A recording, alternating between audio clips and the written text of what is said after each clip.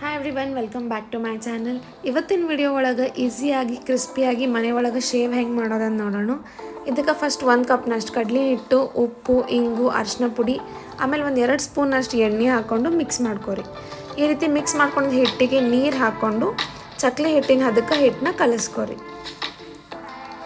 ಹಿಟ್ಟು ಕಲಿಸ್ಕೊಂಡ್ಮೇಲೆ ಚಕ್ಲಿ ಒತ್ತಳನ್ನ ತಗೋರಿ. ಚಕ್ಲಿ ಒತ್ತಳಿಗೆ ನೀವು ಶೇವ್ ಮಾಡೋ ಪ್ಲೇಟ್ನ ಹಾಕ್ಕೊಂಡು ಒತ್ತಳ ಅಡ್ಜಸ್ಟ್ ಮಾಡ್ಕೊರಿ. ಒತ್ತಳಿಗೆ ಸುತ್ತಲೂ ಎಣ್ಣೆ ಹಚ್ಕೊಂಡು ರೆಡಿ ಮಾಡ್ಕೊಂಡು ಇಟ್ಕೊರಿ. ಸೊ ಹಿಟ್ಟು ನಾದಿ ರೆಡಿ ಆದಮೇಲೆ ಕೈಗೆ ಎಣ್ಣೆ ಸವರ್ಕೊಂಡು ಈ ರೀತಿ ಹಿಟ್ಟನ್ನ ಕರೆಕ್ಟಾಗಿ ನಾದ್ಕೊಂಡು ರೌಂಡ್ ಶೇಪ್ ಮಾಡಿಕೊಂಡು ಒತ್ತಳ ಒಳಗೆ ಹಾಕೋರಿ.